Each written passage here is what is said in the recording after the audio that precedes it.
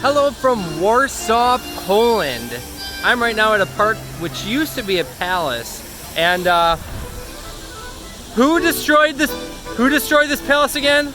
The Nazis. The Nazis. The Nazis destroyed this palace. You have a fountain behind me, my friend Lachlan. We actually met 10 years ago, probably almost exactly to this date, like very close. And yeah, I come across travelers and we meet up later in time. And this has happened. This is actually the second time during this trip. Say hello. Hello. So what I just ordered right here is traditional Polish. There's like sausage, and we got like potatoes, a little bit of salad.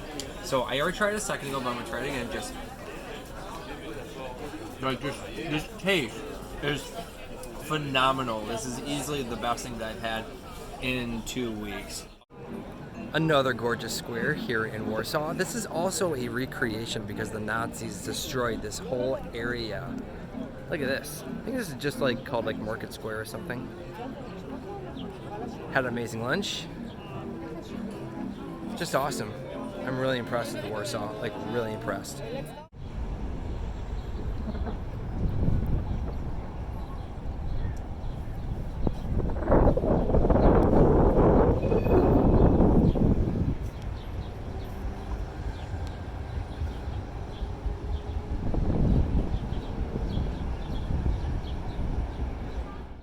It's hard to believe that everything that you see behind me was completely bombed and destroyed by the Nazis.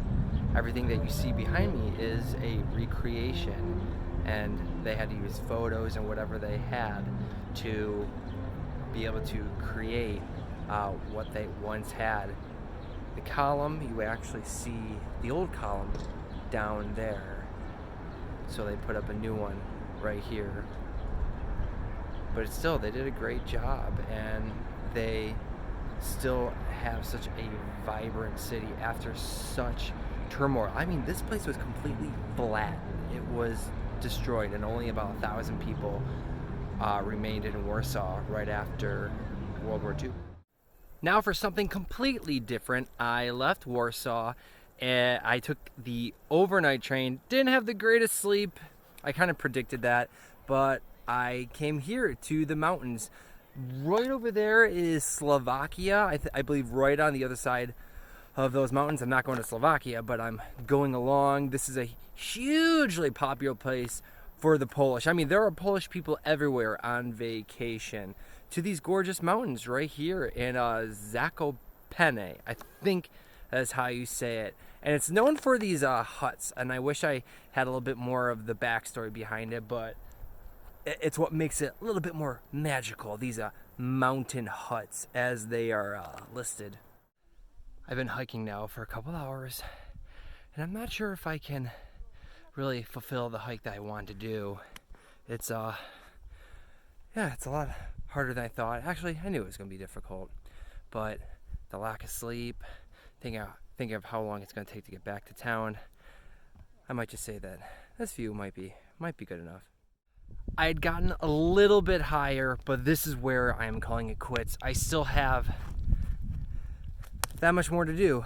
It might not even be like that much higher, but I can't do it. So I'm gonna say that this view right here, this is good enough, and I'm sure the views up there are incredible, but I gotta think about getting down, how long that is gonna take, and I didn't have a proper lunch, so this is it. It's still very, very pretty. I accomplished a lot today with not a lot of sleep. So, woo, and the flies.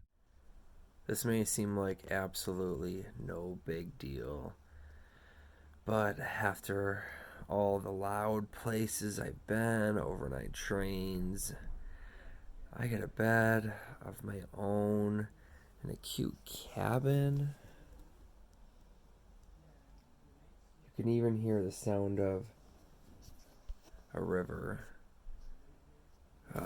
So nice. And then tomorrow I do a hike, then on to Krakow. But just for right now, I got a comfy pillow and just very, very nice. And that's it.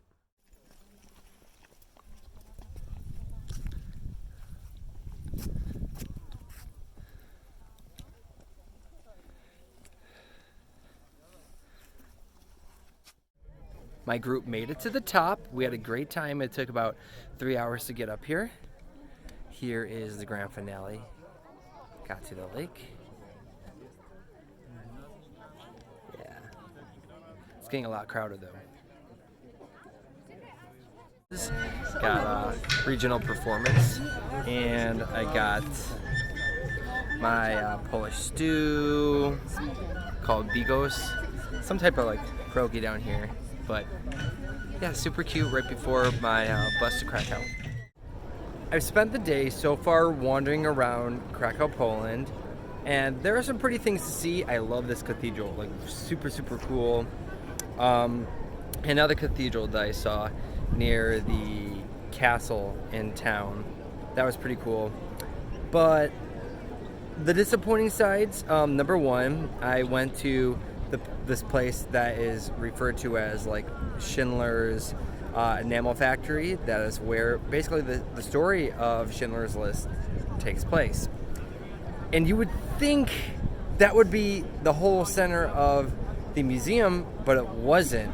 It was literally like one room, and it didn't mention like the entire story of what happened. It was just so bizarre. And I should have picked up on that when I saw that the reviews of the place weren't that stellar. Like, if it was advertised how it should be about, it was about, you know, World War II, it was actually really, really good, but it wasn't what I was after. Also, here in town, I don't know, it's lacking of like character. A lot of fast food chains. I mean, there's even a Hard Rock right here. So I'm hoping to change my mind, but Krakow is a little bit on the disappointing side. It's also super, super busy, but yeah, maybe it'll improve.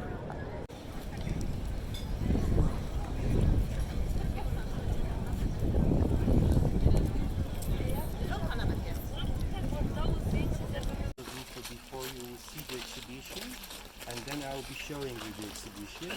So particularly important for me to save our place in the line to the block number 4 for the main exhibition about the extermination of Jewish people. So to say so, I will be trying. This behind me is the gas chamber and crematorium. You can see there is the smokestack, and you walk in. Then over here is gallows, and that's the only original one. So, and I believe that this gas chamber is the only original one as well.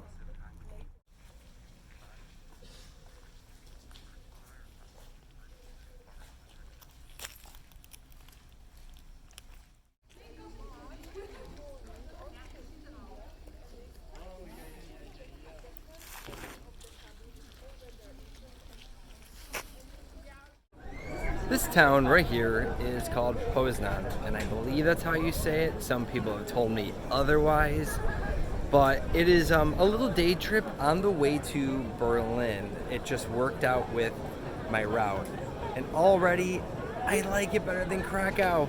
And this is another town that was completely decimated by the Nazis. 90% of the old center was destroyed, but in its place, they just they tried to restore it to its original condition, but it's so much cuter than Krakow.